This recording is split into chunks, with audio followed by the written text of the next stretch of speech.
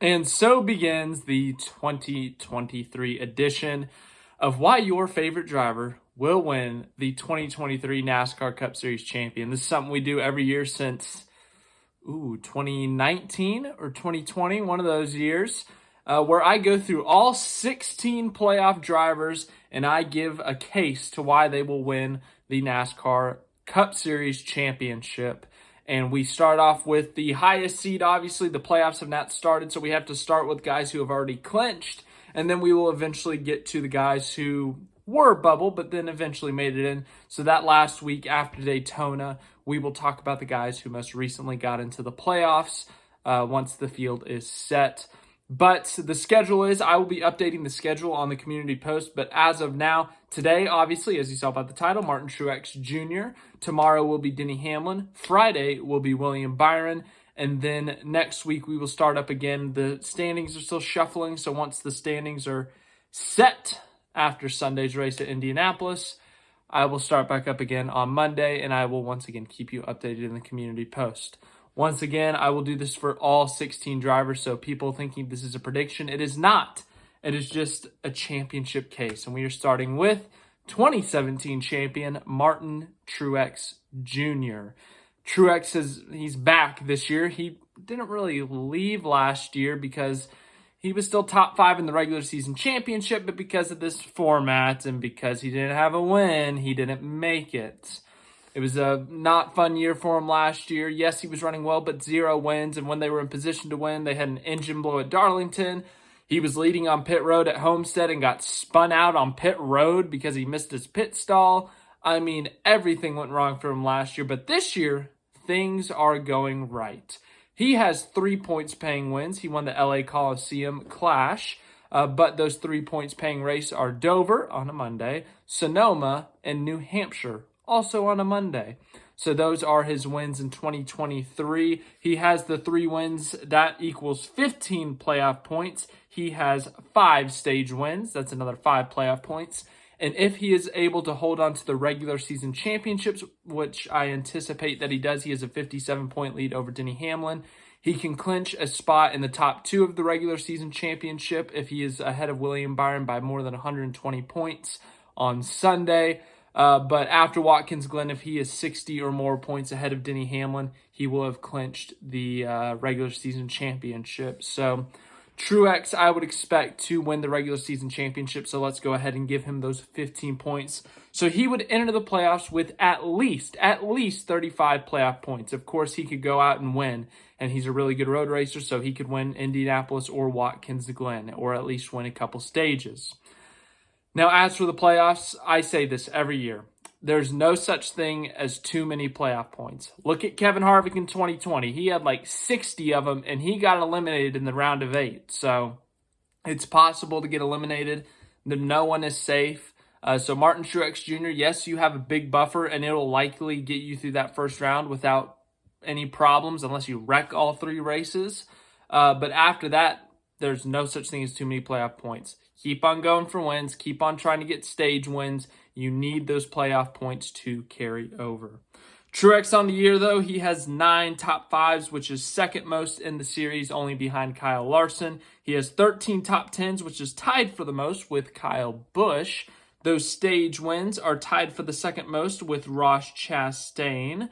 And he has led the most laps this season. So Truex, in my opinion, is the championship favorite. He's won in this format before. He's won a championship before. I mean, it's kind of, they go together. That one championship he won was in this format. That dominant year in 2017 when they had 8-9 wins that year with Furniture Row Racing. He's yet to win a championship with Joe Gibbs Racing, but he's made quite a few championship fours with them. I think he made it in 2019, 2020, and 2021. So Truex looking to get back into the championship four for the first time since 2021. I know it's only been 2 years, but for the first time since, it's still accurate. Truex, he's been running great this year. Everywhere we go, whether it's Nashville, he had winning speed there, top 3 speed there. Obviously, he won at Dover. He's looked well at some of the bigger tracks. You know, you look at Michigan just this past weekend, he looked really fast. Some of the short tracks, he's looked fast. So, I mean, he's looked fast pretty much everywhere. And that's how it usually goes with Martin Truex Jr. So let's look at the schedule for the NASCAR playoffs. That first round of the playoffs, I'm not concerned. Darlington is a track he's won at a couple of times. And with the points buffer, Darlington, Kansas, 2 tracks he's good at, 2 tracks he's won at before. And with the playoff points, I'm not concerned. Bristol, it can get chaotic. But as I said, with the points and those first 2 races being in favor of Truex, I don't think he has to worry about Bristol. He hasn't won at Bristol. It's not his best track, but he's all right there. But once again, I don't think he's going to have to worry about this first round. He's got enough playoff points. Those first 2 tracks suit him well, and Joe Gibbs Racing as well. So he'll be fine in that first round. No need to be concerned. Then we go to the second round, and this is the round I'm concerned about. The tracks, yes, but also because this is the chaotic round where we see things happen. You got Talladega, wild card, Roval, wild card, and Texas, which last year was a wild card. So this could trip Truex up a bit. Texas is the only mile and a half that he has not won at. I would say Atlanta normally, but Atlanta is a super speedway and doesn't count anymore. So Texas is the only mile and a half that Truex has not won at, I think. I'm pretty certain in that stat. Talladega, he's never won at a super speedway. That is a fact I am certain of. And then the Roval. He has not won at the Roval, but he has won at road courses. As I said at the beginning of this video, really good road racer. Texas, I don't think it'll be as chaotic. They did a tire test in the summer to test things out, see how things went. I don't think it'll be like last year where tires are popping every 20 laps. I expect that to be a more normal, more tame mile and a half race. And if I am accurate, or if I'm correct, and that's the case, Martin Truex Jr. will be fine here. He'll run top 10 at worst.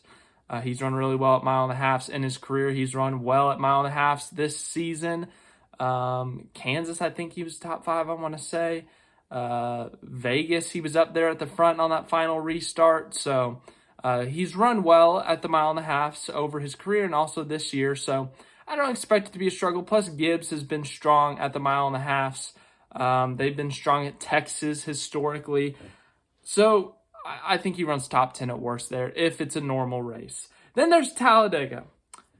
Truex usually has been, oh my goodness, he's an awful super speedway racer. The guy can wheel everywhere else. Road courses, short tracks, mile and a halves, 2 miles, Pocono. You name the track that's not a super speedway, he can wheel there. But super speedways, it's horrendous. I don't know why, but like him, Kyle Larson, Kyle Busch before Talladega this year, for some reason, those 3 Cup champions can wheel anything, cannot figure out the super speedways. But I will say, I will give him this. Since the next-gen car, he has been more competitive at super speedways than usual, running up front, leading laps, winning a couple of stages. He'll probably still crash out. But if he can get stage points, if he can get some guys to take out some guys with him, there you go. And plus, you got that playoff point buffer. So, run top 10 at Texas, get some stage points at Talladega, and then while you're wrecking, take some other guys out with you.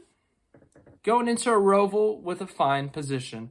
Then at the Roval, as I said, Truex, good at road courses. Last year was not normal for him or Toyota. Toyota was awful at the road courses last year, but they did win this race last year with Christopher Bell. But Truex has been back in form. Toyota has been back in form at road courses this year. They've won at COTA with Tyler Reddick. They won at Sonoma with Truex. We saw Sonoma is probably Truex's best road course. We'll see how he holds up at Watkins Glen. I expect him to run top 5 there.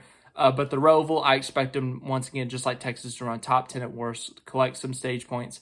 I think he will be fine there as well. So this is going to be his most tricky round, but I do think he gets out of it because of that playoff point buffer, because I think Texas will be more normal.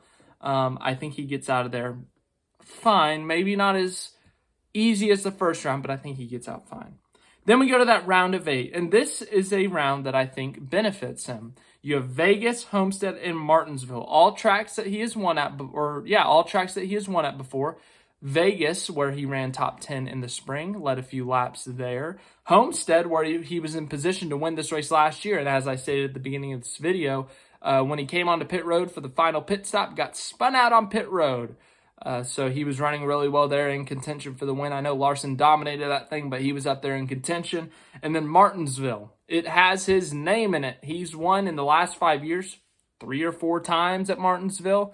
He used to never be able to win in a short track, but as of the last 4-5 years, he's been able to do it a lot more. And Martinsville has been a very good track for him. So I think it's very possible that he could win any of these races. And honestly, with his point situation, as long as he runs top 10, he may not need to win. He's going to need stage points. He's going to need to run well because he doesn't have a 50-point gap over 4th place, like Harvick did a couple years ago, even though Harvick blew it. But like Truex himself had back in 2017, he doesn't have that safety net. Right now, the gap to 4th place is only, or 5th place is only 17 points. That's 2 stages. 2 stages. If someone wins 2 stages, you don't score stage points, they're ahead of you now. So, the gap's not there. If he can gain some more playoff points, then I think he just needs to run top 10, score some stage points, and I think he'll be fine. And then there's the championship race. It's one race. It's a shootout. Anything can happen. All 3 championship 4 guys could crash, and Truex just needs to make it to lap 2, and, he's fine. But on a realistic note, Phoenix has not been great for him in the next-gen car. All 3 finishes that he's had, 15th or worse since the introduction of the next-gen car at Phoenix, which is a small sample size. He does have a win at Phoenix recently, back in 2021 in the spring. But Phoenix, as a track, has never been his best track, but he has had good results there. And obviously, if Joe Gibbs Racing, if he's the only JGR car in the Final Four, they'll be focusing more on him. But I expect Hamlin to potentially be in the Final Four. I expect Bell to be fighting for a spot in the Final Four. So it could be 3, it could be 2, but it could be Truex himself. So we'll see what ends up happening. But as I stated earlier in this video, he's a champion, and he's a champion in this format. I like to think that plays an advantage for Martin Truex Jr. I think it's something that he can take into this. Like if it's him, William Byron, Denny Hamlin, and let's throw Christopher Bell in there. If it's those 4 guys, Bell's made the Final Four before, Hamlin's made the Final Four before. Truex has an advantage over them. He's won in this format. And then he has a bigger advantage over Byron, who's never been in the championship 4. But obviously, all things are thrown out the window. It's a one-race shootout. You never know what could happen. We've yet to have all 4 guys crash out. Maybe this is the year. But Martin Truex Jr., I think he's in a good position. He's been running extremely well this year. He's been leading a ton of laps. He's been fast at all different types of racetracks.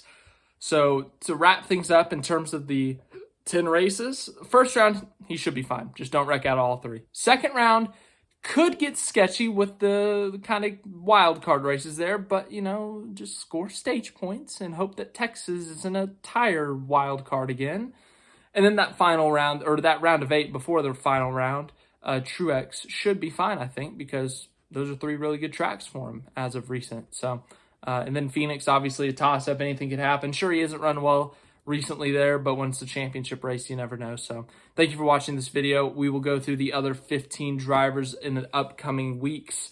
Next up, Denny Hamlin tomorrow. I'm sure I'll get a lot of jokes on that one, as I always do when I make a Denny Hamlin championship case video. But I wanted to start these early so I could get all 16 in before the playoffs started. So thank you guys again for watching. I will see you in tomorrow's video about Denny Hamlin.